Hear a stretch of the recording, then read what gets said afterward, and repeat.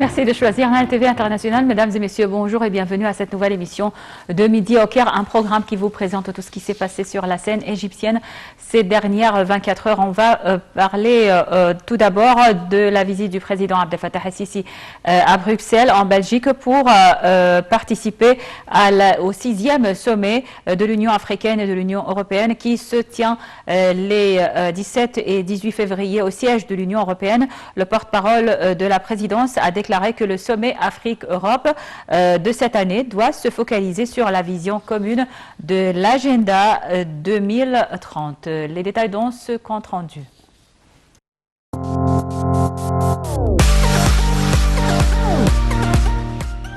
Le président Abdel Fattah el-Sisi s'est rendu hier à Bruxelles pour participer à la 6e session du sommet Union européenne-Union africaine qui se tiendra les 17 et 18 février au siège de l'Union européenne.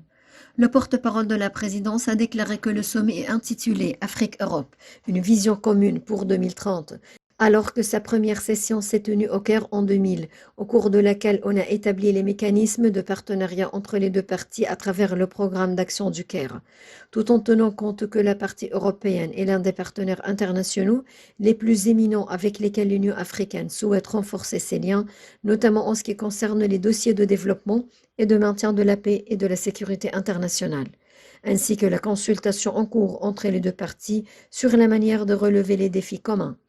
Le porte-parole a indiqué que le président el-Sisi a l'intention de mettre l'accent au cours des événements du sommet Union européenne-Union africaine sur diverses questions qui préoccupent les pays africains, surtout en ce qui concerne le renforcement des efforts internationaux pour faciliter leur intégration dans l'économie mondiale. En plus de souligner la nécessité de fournir un soutien efficace à ces pays, tout en essayant d'atteindre les objectifs de développement durable 2030, de transférer la technologie vers les pays en développement, d'y attirer les investissements étrangers et de leur permettre d'accroître le recours aux sources d'énergie renouvelables, en présentant les préparatifs de l'Égypte pour accueillir le prochain sommet des Nations Unies sur le climat COP27 en novembre 2022, ainsi que les efforts égyptiens déployés à cet égard, visant à atteindre des résultats équilibrés et réalisables.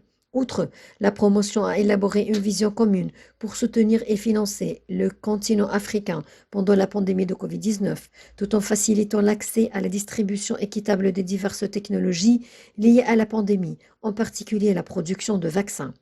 Le programme de la visite de M. le Président en Belgique comprend la tenue des entretiens au sommet avec le roi Philippe Léopold, roi de Belgique, et M. Alexandre De Croo, le Premier ministre belge, pour examiner les moyens de renforcer les relations bilatérales au profit des intérêts communs des deux pays et peuples amis, ainsi que la concertation et la coordination mutuelle sur certains dossiers régionaux et internationaux d'intérêt commun.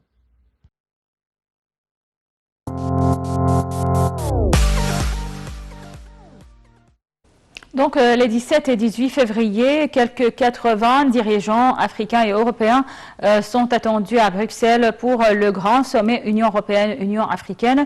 Les questions sanitaires et climatiques sont également cruciales dans les relations avec un continent peu armé pour faire face à l'avenir, sans parler des questions sécuritaires. Voici le point.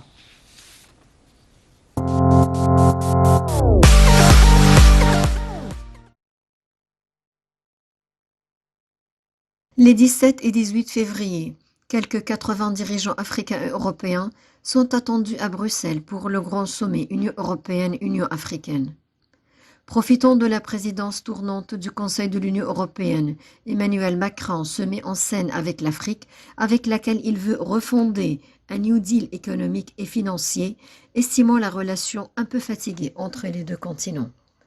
Les anciennes puissances coloniales que sont les États européens veulent repartir sur des bases nouvelles, plus équilibrées et capables de contrer l'influence grandissante de puissances non démocratiques comme la Chine et la Russie. Les 27 entendent signer des partenariats stratégiques avec les pays africains, portant sur l'aide au développement, les visas et la migration. Les questions sanitaires et climatiques sont également cruciales dans les relations avec un continent peu armé pour faire face à l'avenir, sans parler des questions sécuritaires. À l'heure où l'extrémisme menace et où la France a bien du mal à garder les Européens à bord d'une force d'intervention commune au Mali notamment.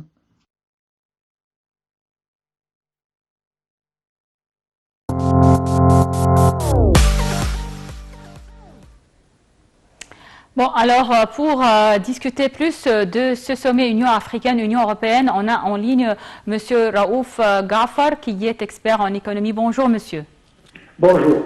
Donc, c'est le 6e sommet Union africaine-Union européenne. On cherche à travers ces sommets plus d'intégration de l'Afrique sur le plan économique mondial. Plusieurs sujets seront donc discutés, sujets de collaboration entre les deux continents d'ici 2030. On va parler investissement, santé, climat, entre autres, bien sûr. Selon vous, quelle est l'importance de ce 6e sommet? On parle de la 6e édition et est-ce que il y a jusqu'à présent des résultats tangibles, concrets? Franchement, non. Il n'y a pas de résultats, c'est-à-dire nous aspirons à des résultats beaucoup plus grands. Mais le fait que notre président est invité à assister dans ce genre de sommet, ça veut dire que l'Égypte est un pays important sur le plan relations européennes-africaines. Ça, c'est l'autre point, c'est que notre présence dans ce genre d'entretien, dans ce genre de conférence, dans ce genre de sommet, encore, ça donne un poids plus grand à l'Égypte, et ça veut dire que nous sommes ici, nous sommes prêts à aider pour justement aboutir à des résultats tangibles. Vous avez parlé de coopération, on parle de coopération économique certainement, on parle de point de vue sur les problèmes régionaux, on parle de développement durable, on parle de coopération entre les pays européens et les pays africains sur le plan santé et comment résister au Covid et à ce genre de choses. Et donc, c'est un sommet, certainement l'Égypte va parler à partir étant l'hôte de la conférence sur le climat qui va prendre lieu en Égypte, Inch'Allah, en novembre. Donc, il y a tellement de sujets à discuter, relations européennes-africaines. Même le thème de ce sommet, c'est les deux continents avec une vision commune jusqu'à l'année 2030. Ce qui veut dire qu'il faut absolument que les liens économiques entre les deux continents s'améliorent, augmentent, afin que l'Afrique peut jouir de technologies et de financement en provenance de l'Europe d'un côté, et l'Europe encore peut bénéficier du développement des pays africains, de l'exploitation des ressources qui existent dans les pays africains, etc. etc. Je pense que c'est un sommet très important et à part ça, certainement notre président va s'entretenir avec les dirigeants de la Belgique d'un côté pour les relations bilatérales. Et il va encore s'entretenir avec les dirigeants de l'Union européenne, avec beaucoup de chefs d'État qui vont assister à la même. Oui, en fait, l'Égypte, c'est un pays sur le plan continental, bien sûr, très important, surtout quand on lit les manchettes des journaux belges qui parlent de l'économie égyptienne et que l'Égypte est un pilier donc du continent. Je pense qu'on considère que l'Égypte c'est la porte pour l'Afrique d'entrer donc sur le plan économique mondial. Tout à fait. C'est la porte par laquelle l'Afrique arrive à l'Europe et à tout le monde. Et de l'autre côté, c'est encore la porte qui lie le continent européen à l'Afrique. un pays très important. D'ailleurs, notre président a fait un grand effort pour revenir vers l'Afrique et maintenant nous sommes un des pays, sinon le plus important, mais un des pays les plus importants pour le continent africain dans tous les domaines. Et comme vous l'avez bien dit, nous sommes un lien, nous sommes la liaison entre l'Europe d'un côté et l'Afrique de l'autre. Et je pense que le continent africain dépend beaucoup sur les efforts de l'Égypte et du président égyptien pour justement bénéficier, comme je viens de dire, de tout ce qui existe sur le plan financement, sur le plan technologie, etc., en provenance de l'Europe. La présidente de la Commission européenne, qui était donc en Afrique, à Dakar, a lancé ou a parlé d'une nouvelle stratégie d'investissement de l'Union européenne en Afrique, une stratégie qui s'appelle Global Gateway. Et on dit que cette stratégie est mise en place donc pour faire face à l'influence, si je peux le dire, de la Chine sur le continent africain. On sait que la Chine entreprend plusieurs projets sur le continent africain via les nouvelles routes de la soie. Et aussi, elle a annoncé que plus de 150 milliards d'euros seront donc mis en place pour alimenter les projets d'infrastructures en Afrique d'ici 2027. Est-ce que vous considérez que l'Union européenne peut avoir un rôle plus fort que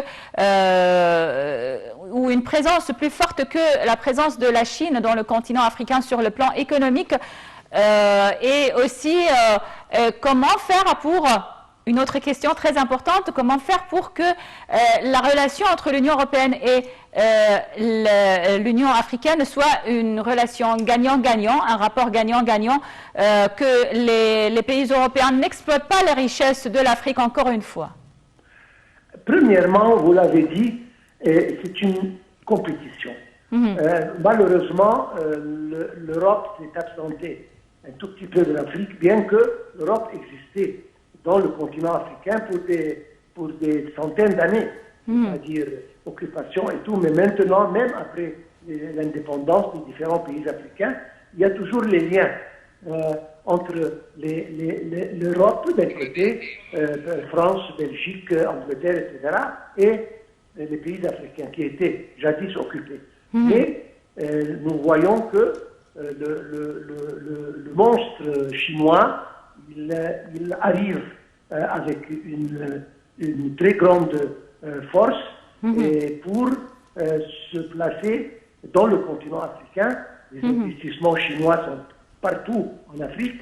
Et il était bien le temps de l'Europe de reprendre leur position en Afrique.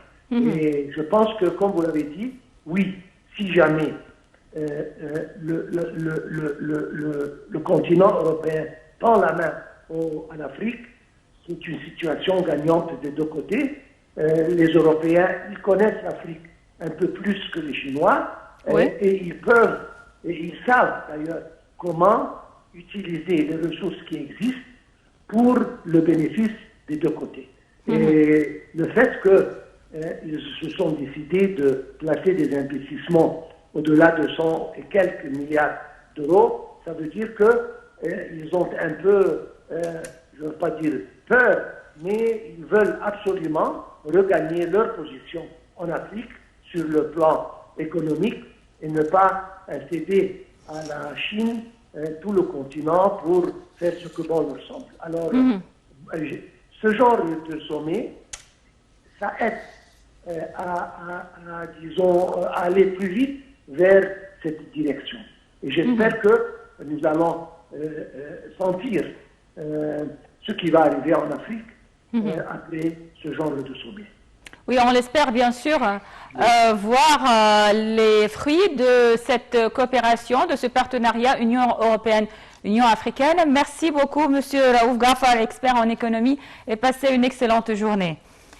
Et voilà donc, on arrive à la fin de cette émission de Midi au Caire. Merci pour votre attention. Je vous laisse avec la suite de nos programmes sur Nahal TV en langue française qui se poursuivent jusqu'à 13h heure locale. Bonne journée.